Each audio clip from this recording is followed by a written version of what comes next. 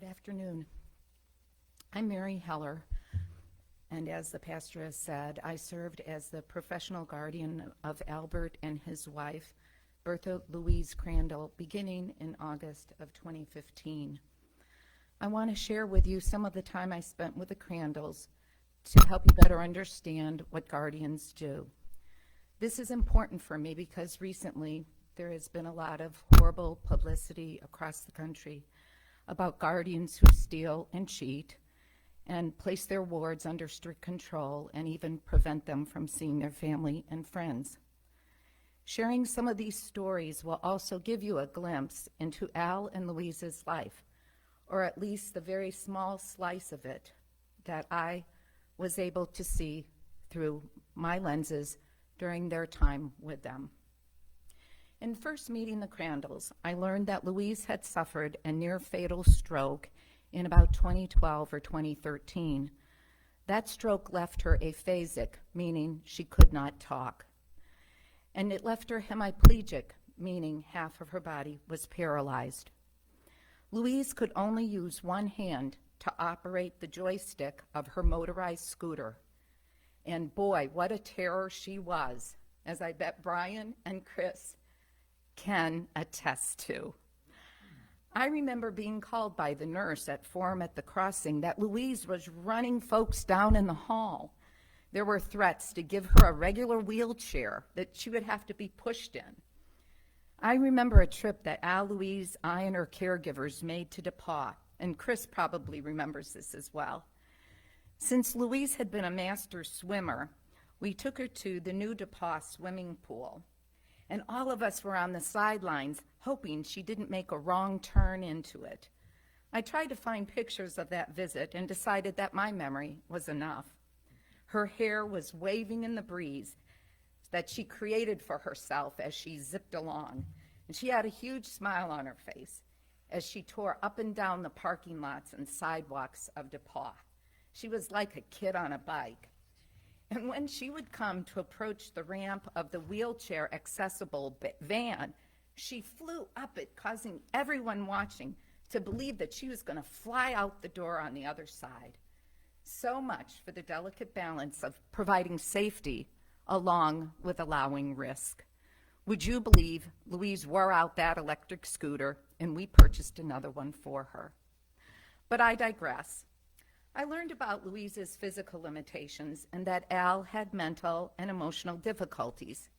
He had suffered with lifelong anxiety, but in spite of this, he graduated from Greencastle High School and began at DePaul. He left for 2 years for service in the Korean War and returned to DePaul to graduate. After that, he worked for the Indiana Rating Bureau, then at Underwriters Service Association for the state of Indiana, and then he joined the insurance firm of Stone, Stafford, and Stone, which became Mead and Company, and then MJ Insurance. And yes, Al used to talk to us a lot about his time as a fire marshal for the state of Indiana. Al had been diagnosed with dementia in 2013. Now, you can imagine how hard it must have been for Al and Louise, who had married in their 40s and who had no children, to consider plans for their care. But I digress again. How did I become their guardian? I pieced together that Al and Louise had moved to Forum at the Crossing rather abruptly from a gorgeous house they owned in Indianapolis. They had an in-home caregiver for Louise who had left their services, and some friends and acquaintances at church help Al and Louise move into a 2-bedroom at Forum at the Crossing. Many of their possessions were put into storage because they couldn't fit everything they had in their house in the 2-bedroom apartment. Al befriended a gentleman at church. I'll call him Robert. Robert convinced Al that he could buy a rooftop condominium at Spirit Lake in the Broad Ripple area of Indianapolis. The idea was for Al and Robert to move into the condominium together. Of course, Robert would take the master bedroom suite overlooking the lake, while Al was relegated to a small room in the back. Then Louise would move into a 1-bedroom apartment at the Forum, and that would save Al money.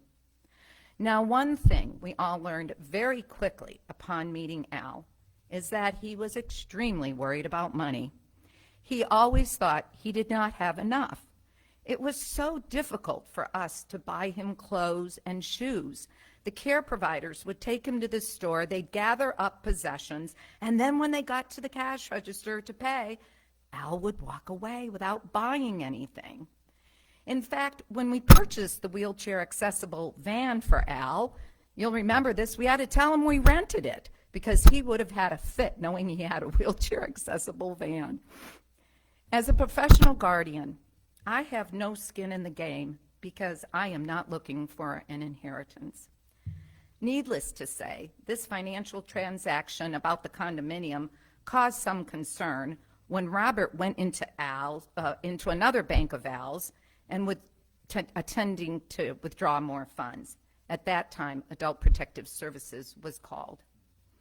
I cannot exactly remember everything that happened next, but I know I was summoned to become Al and Louise's court-appointed guardian. Robert was never charged with a crime because Al and Louise had never had a court determination of incapacity. And at that time, Al was actually enamored with Robert and didn't fully understand why the plans were nixed. In fact, he kept asking about Robert for quite some time. So my first frantic months were spent selling this condo and securing Al's possessions from storage. I soon learned that Al was a copious note-taker, and I know his care providers, and maybe even Brian Jones, can recall how we would have to get him to Staples, and he would buy a certain kind of lead pencil and a certain kind of small notebook that he could fit into his shirt pocket. His apartment is absolutely full of notes. He took notes about everything. And you can see, even in the pictures that I've brought along today, Al wrote on the back of the pictures. So I copied his writings and I put them on the back. He wanted us to know who was in the picture and the date it was taken. But one of the most impressive notes that Al wrote is one I found this week in his apartment. It's a note about me and my guardianship, and I've never had a note like this before. Let me read it. Thursday, July 7th, 2016, 11:25 a.m. BL and AEC watching Wimbledon on TV. Consider my next step in order to make our future more secure. Number one problem. While Mary Heller appears very competent, she is not family. She was a complete stranger when she first appeared on the scene. So far, I have found no problem with her overseeing us. She has not been a nuisance and always says to let her know if I need anything. Before agonizing over this problem of guardianship, I need to say that I have found no fault in Mary Heller's dealings with us to the present date. She always seems efficient, approachable, and has not offered even a suggestion as to what we should or should not be doing. While the above sounds level-headed, in truth, I dislike having a guardian, but I am aware of my diagnosis of Alzheimer's over 3 years ago.